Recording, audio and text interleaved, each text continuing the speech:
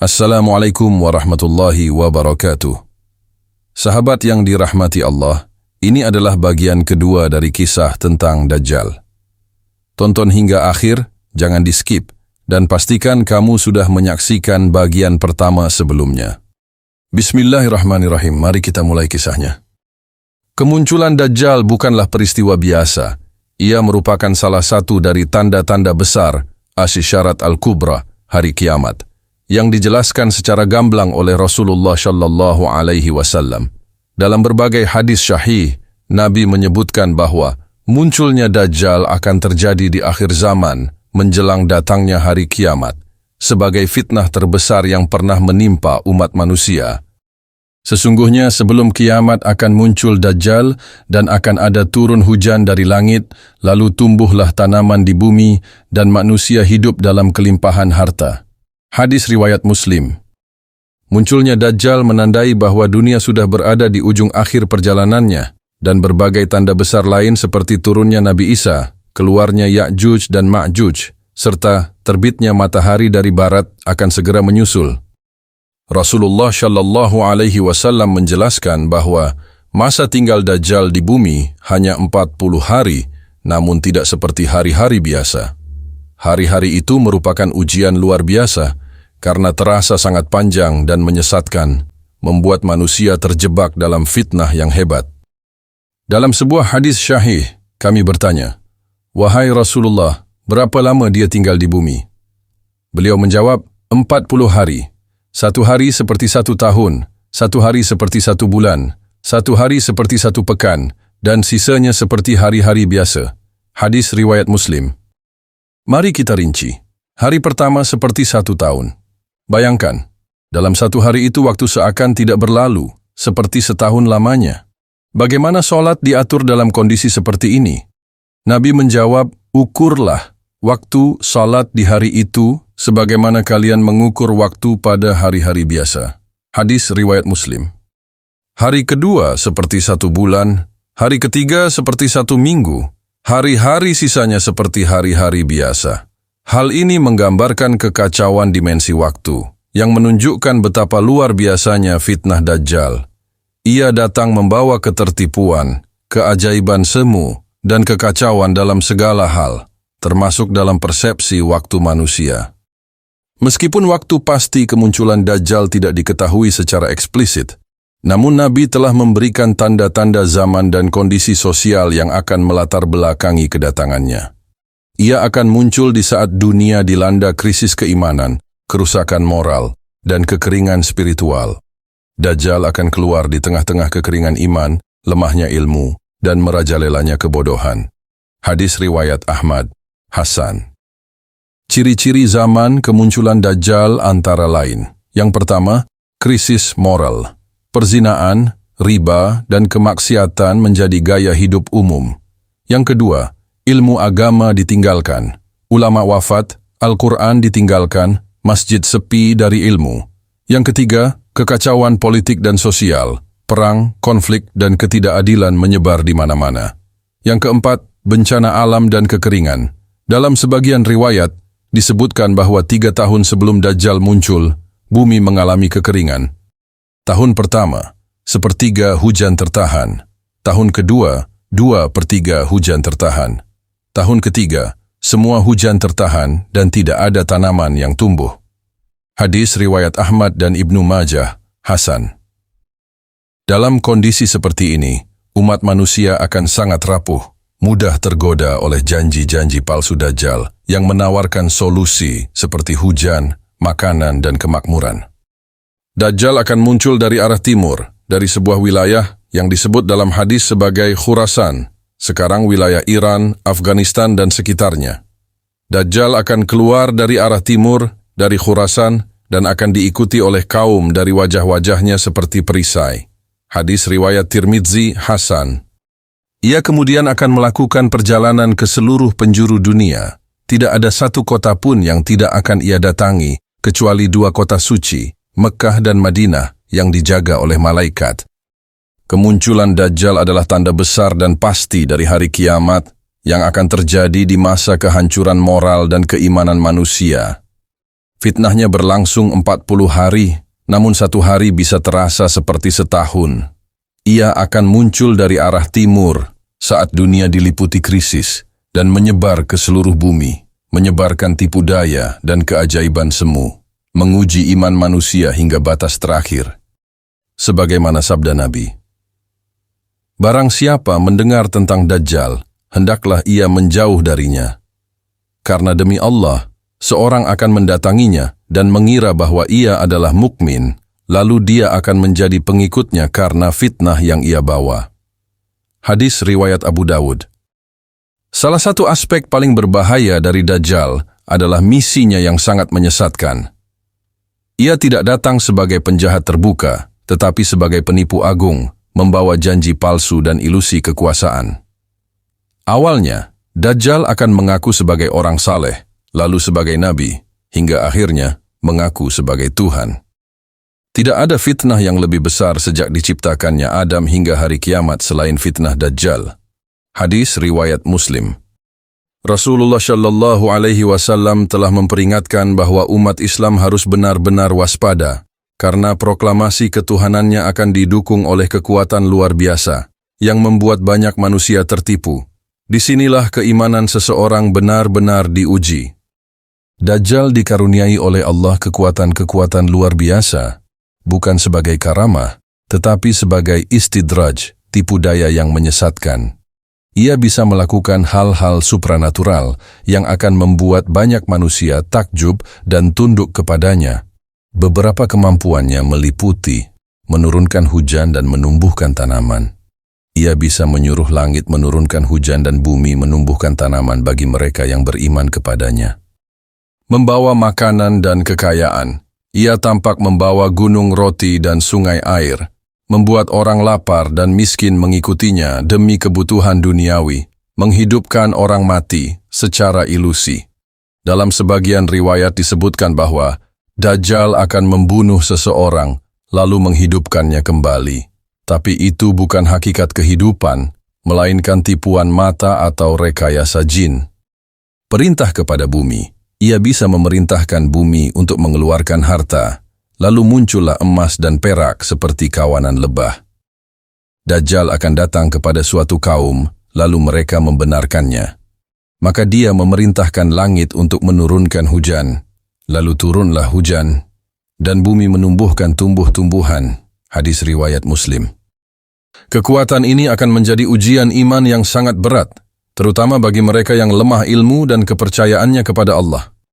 Dajjal datang dengan dua simbol besar, surga dan neraka. Namun, yang disebut surga oleh Dajjal sebenarnya adalah neraka, dan yang disebut neraka oleh Dajjal sebenarnya adalah keselamatan di sisi Allah. Sesungguhnya bersama Dajjal ada dua aliran air. Salah satunya tampak putih bersih, dan satu lagi tampak hitam mendidih.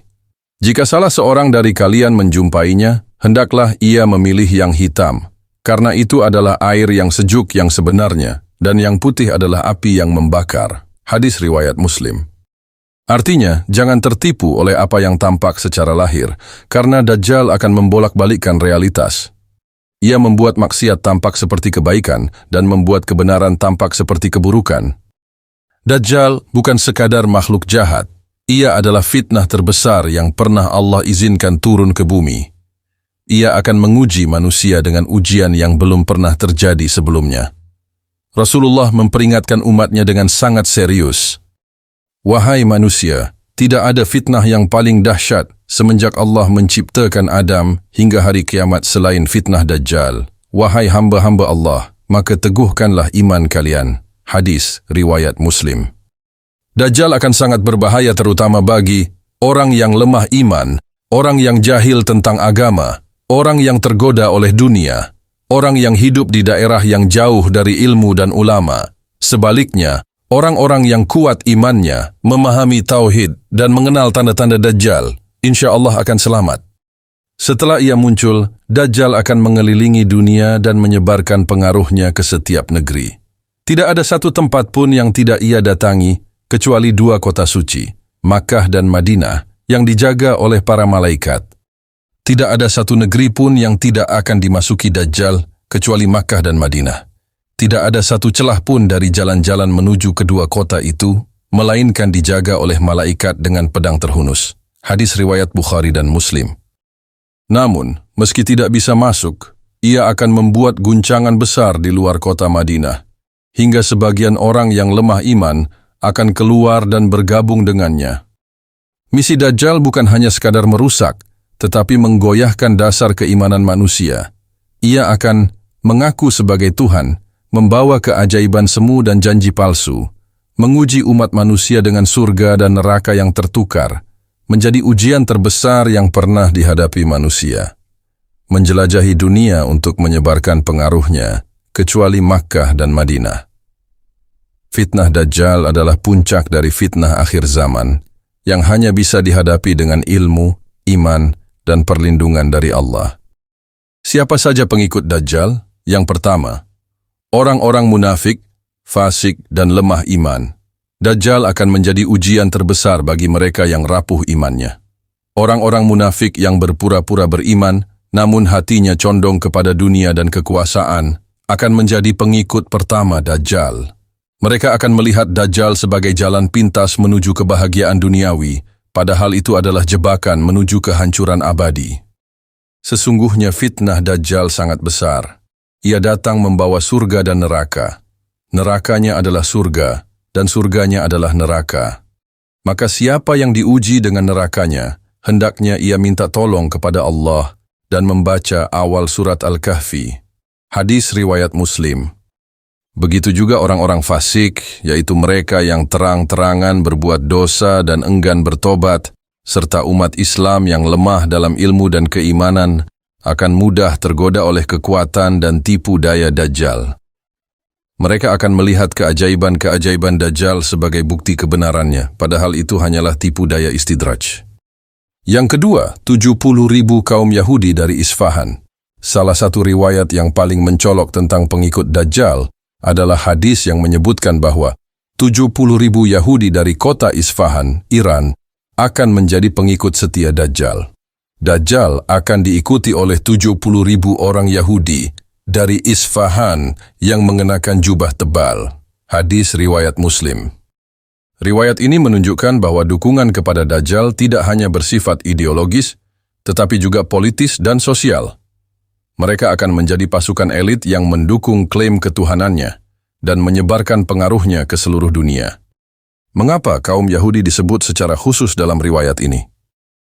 Para ulama menyebutkan bahwa sebagian dari mereka masih menanti kedatangan Al-Masih versi mereka, dan Dajjal akan mengisi kekosongan itu, mengaku sebagai Mesias yang telah lama mereka nantikan. Dajjal tidak hanya akan disertai oleh para pengikut fanatiknya, tetapi juga akan menjebak jutaan manusia biasa yang tidak siap secara spiritual. Mereka ini adalah orang yang hidup dalam kelaparan dan penderitaan, lalu tergoda oleh surga dunia yang dibawa Dajjal. Mereka yang jauh dari ilmu agama, yang tidak mengenal tanda-tanda Dajjal.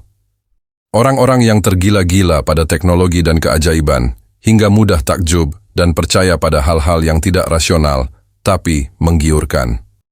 Kaum yang kehilangan pemimpin dan ulama yang menuntun mereka kepada kebenaran.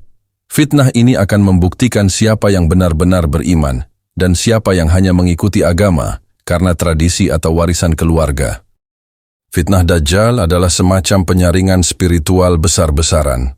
Rasulullah Shallallahu Alaihi Wasallam mengibaratkan fitnah Dajjal seperti saringan besar yang memisahkan emas murni dari tanah liat. Ia akan membuka tabir antara iman sejati dan kepalsuan. Barang siapa yang mendengar kabar tentang Dajjal, maka hendaknya ia menjauhinya. Demi Allah, seseorang akan mendatanginya dan mengira bahwa ia adalah seorang mukmin, lalu ia pun mengikutinya karena fitnah yang ia bawa. Hadis riwayat Abu Dawud. Fitnah Dajjal adalah ujian terbesar bagi umat manusia sejak penciptaan Nabi Adam alaihissalam. Bahkan, dalam banyak hadits, Rasulullah memerintahkan umatnya untuk berlindung dari fitnah Dajjal setiap kali salat. Hal ini menunjukkan betapa dahsyat dan mengerikannya fitnah yang dibawa oleh makhluk ini.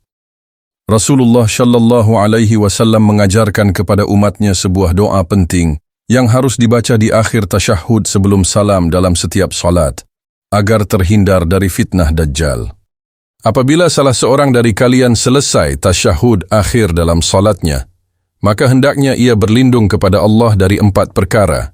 Ia hendaknya mengucapkan, Allahumma inni a'udzu bika min adhannam, wa min adzabil qabri, wa min fitnatil mahya wal mamati, wa min syarri fitnatil masihid dajjal.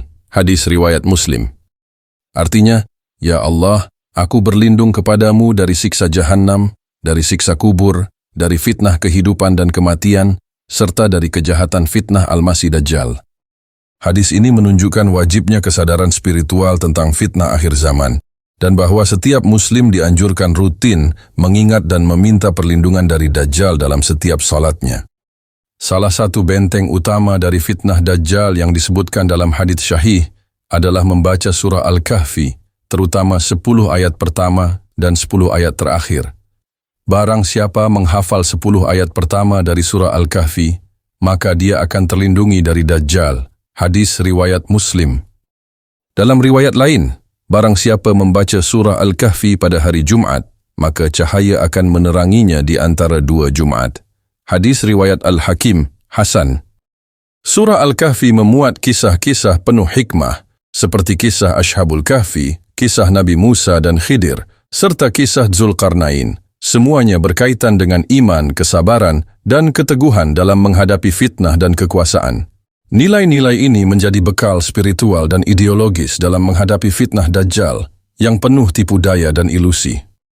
Bukan hanya perlindungan fisik yang dibutuhkan menghadapi Dajjal, tetapi yang lebih penting adalah perlindungan akidah. Sebab, senjata utama Dajjal adalah tipu daya dan manipulasi keyakinan. Tauhid yang murni adalah tameng utama dari fitnah Dajjal.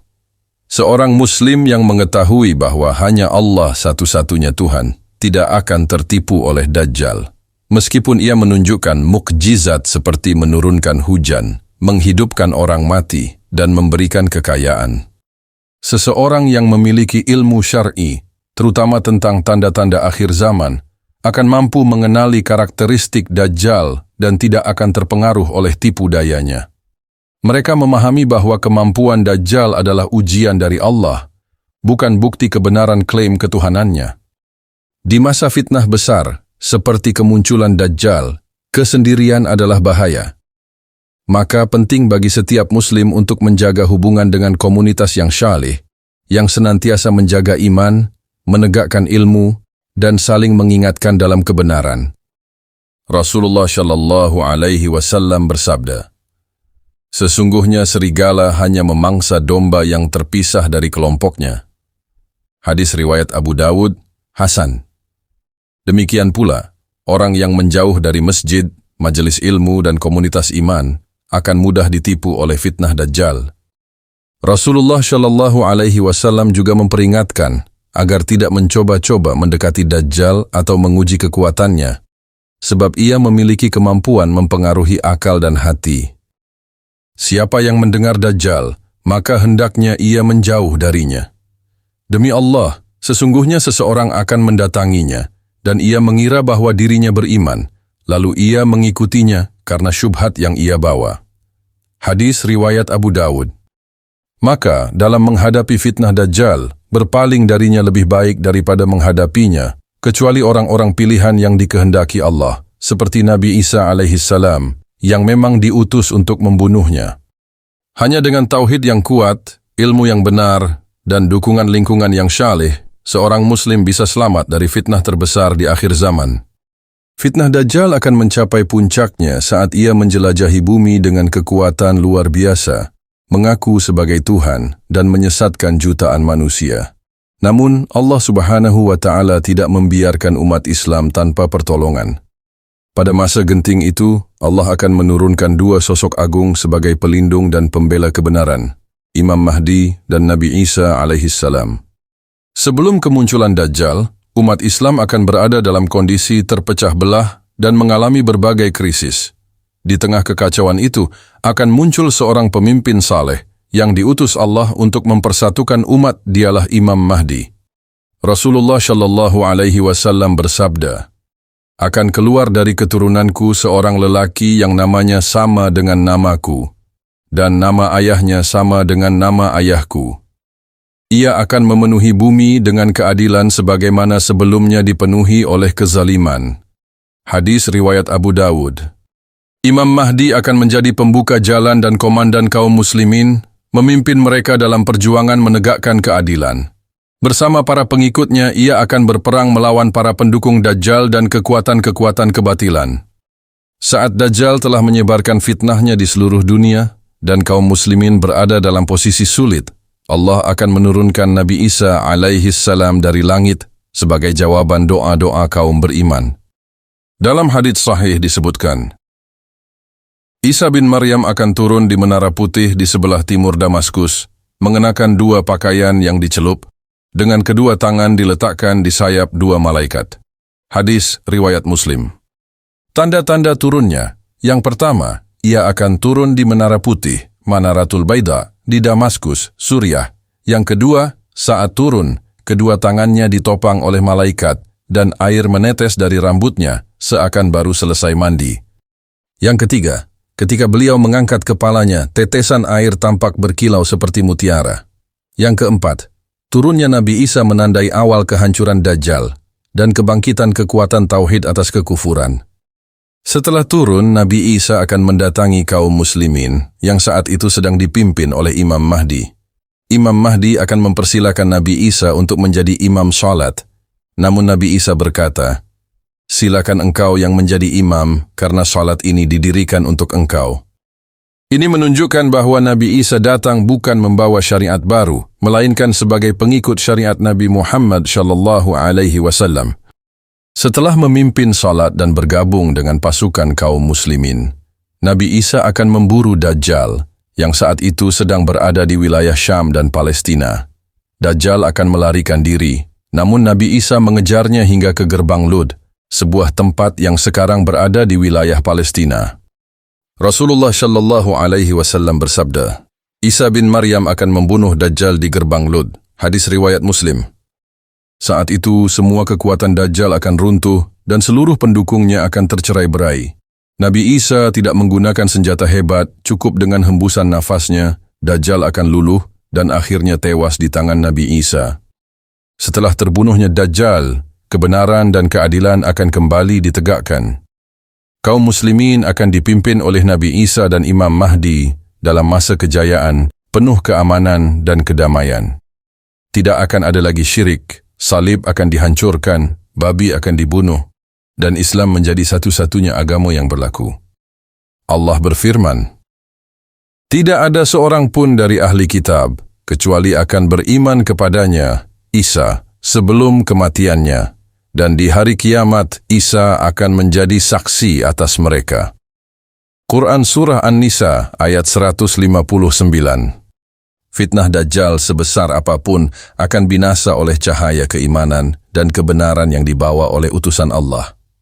Maka, siapapun yang tetap teguh di atas tauhid akan menjadi bagian dari pasukan kebenaran yang menang. Fitnah Dajjal merupakan ujian terbesar dalam sejarah umat manusia, mengguncang keimanan dan menggoda dengan tipu daya luar biasa. Namun sebagaimana Allah menjanjikan bahwa setiap fitnah pasti memiliki ujung, akhir dari Dajjal pun telah ditetapkan dengan pasti. Ketika Nabi Isa alaihissalam turun dari langit dan memimpin pasukan kaum muslimin bersama Imam Mahdi, ia langsung mengejar Dajjal yang sedang bersembunyi di daerah Syam dan Palestina. Dajjal melarikan diri, namun tidak dapat lolos dari takdir Allah. Dalam hadis syahih disebutkan, kemudian Isa bin Maryam mengejarnya hingga menangkapnya di bab Lud, gerbang Lud, lalu membunuhnya. Hadis riwayat Muslim. Beberapa riwayat menyebutkan bahwa Nabi Isa hanya cukup meniup Dajjal atau menyentuhnya dengan tombak, dan Dajjal langsung hancur binasa.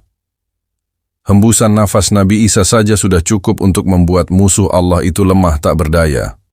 Dajjal yang selama ini mengaku sebagai Tuhan, yang membawa surga dan neraka palsu, akhirnya mati sebagai manusia biasa, terhina dan tak bisa menolong dirinya sendiri.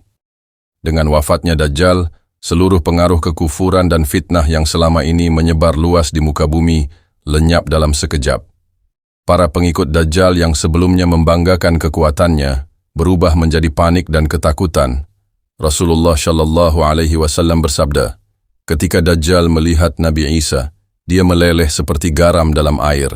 Hadis riwayat Muslim. Ini menunjukkan bahwa kekuatan Dajjal bukanlah sesuatu yang absolut, melainkan semu dan rapuh di hadapan kebenaran.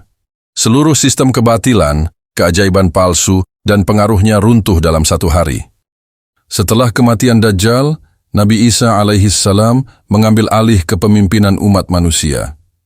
Ia akan menegakkan syariat Islam, menghancurkan salib, membunuh babi, dan menolak jizyah, upeti, karena semua manusia akan diajak masuk ke dalam Islam secara utuh.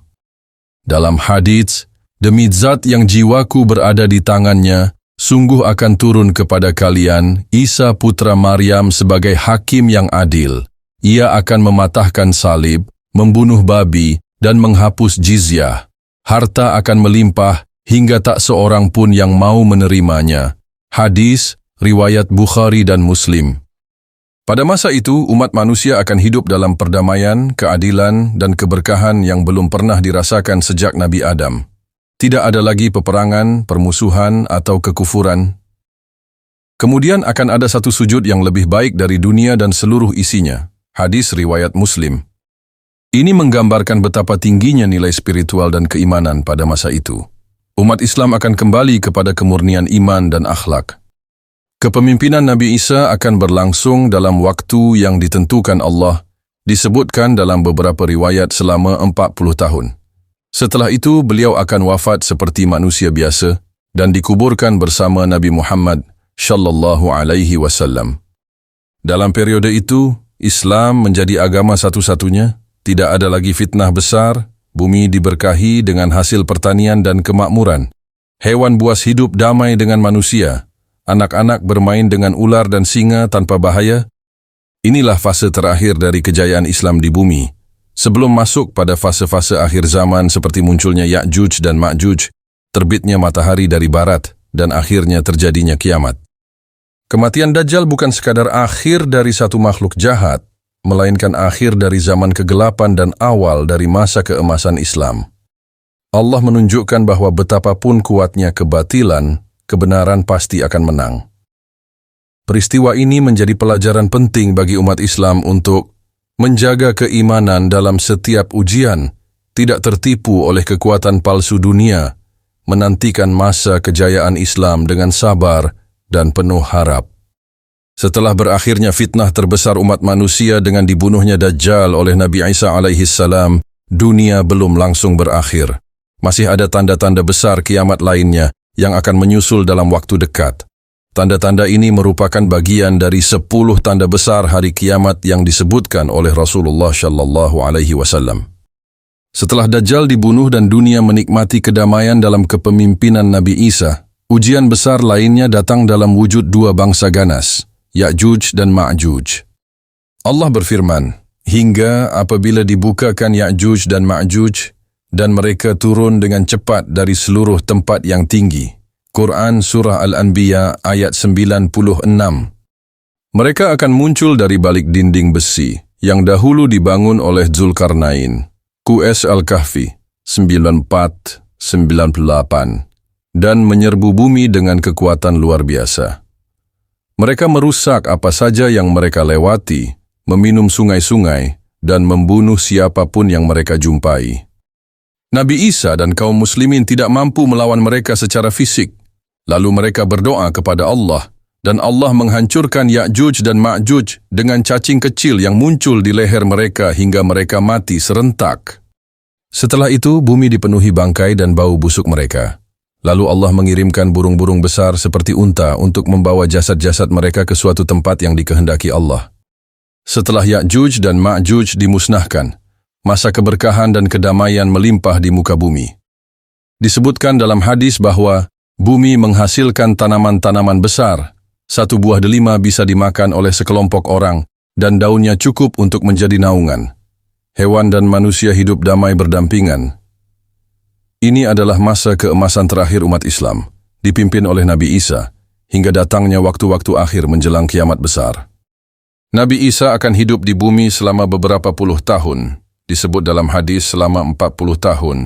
Lalu beliau meninggal secara alami dan dimakamkan di dekat makam Rasulullah di Madinah. Dari Ibnu Katsir, rahimahullah. Kemudian Nabi Isa akan meninggal dan disyalatkan oleh kaum muslimin serta dikuburkan di Madinah. Dengan wafatnya beliau, fase para nabi pun berakhir secara sempurna dan manusia masuk ke dalam periode menjelang kehancuran dunia. Setelah wafatnya Nabi Isa, tanda-tanda besar kiamat lainnya akan mulai bermunculan satu persatu. Terbitnya matahari dari barat. Rasulullah bersabda, "Tidak akan datang hari kiamat hingga matahari terbit dari arah barat. Jika ia telah terbit dari barat dan manusia melihatnya, maka mereka semuanya akan beriman. Namun saat itu tidak bermanfaat lagi keimanan seseorang." Hadis riwayat Bukhari dan Muslim. Ini adalah tanda penutup untuk taubat, karena setelah itu tidak ada lagi taubat yang diterima. Keluarnya dabah, binatang ajaib dari bumi. Binatang ini akan muncul dan berbicara kepada manusia, menandai orang-orang kafir dan mukmin. Allah berfirman, "Dan apabila perkataan telah jatuh atas mereka, kami keluarkan untuk mereka sejenis binatang dari bumi yang akan mengatakan kepada mereka bahwa manusia dahulu tidak yakin kepada ayat-ayat kami." Quran Surah An-Naml ayat 82. Keluarnya asap, dukhan. Allah berfirman, "Maka tunggulah hari ketika langit membawa asap yang nyata yang akan menutupi manusia. Inilah azab yang pedih." Quran Surah Ad-Dukhan ayat 10-11. Ini adalah asap yang akan menyelimuti manusia dan menyiksa kaum kafir, namun hanya menyebabkan pilek bagi orang beriman. Api yang menggiring manusia, akhirnya akan keluar api besar dari arah Yaman yang akan menggiring seluruh manusia ke tempat berkumpul mereka sebelum kiamat. Semua manusia akan digiring ke mahsyar. Kematian Dajjal hanyalah satu bagian dari rangkaian panjang tanda-tanda besar kiamat. Setelah itu masih akan datang ujian-ujian besar lainnya hingga akhirnya dunia yang kita kenal ini benar-benar berakhir. Pelajaran penting bagi kita. Kemenangan kebenaran bukanlah akhir dari perjuangan, tetapi awal dari ujian baru. Keimanan yang kokoh adalah benteng utama dalam menghadapi seluruh fitnah. Hari kiamat adalah kepastian, maka siapkan bekal untuk menghadapinya. Kisah tentang Dajjal bukanlah sekadar cerita mistik atau mitos masa depan. Ia adalah peringatan yang nyata, ujian besar yang akan datang, dan sinyal kuat tentang betapa seriusnya kehidupan ini menuju akhir yang pasti. Dalam bab penutup ini, kita merenungkan hikmah-hikmah besar dari seluruh perjalanan kisah fitnah Dajjal hingga tanda-tanda besar kiamat. Kisah Dajjal mengajarkan kita bahwa kegelapan paling kelam akan dilawan oleh cahaya paling terang. Allah tidak akan membiarkan bumi tanpa petunjuk. Bagi mereka yang beriman dan bersabar, akhir kisah ini adalah kemenangan. Barang siapa menjaga 10 ayat pertama dari surah Al-Kahfi, ia akan terlindung dari fitnah Dajjal. Hadis riwayat Muslim. Bersiaplah, karena hari itu pasti akan datang.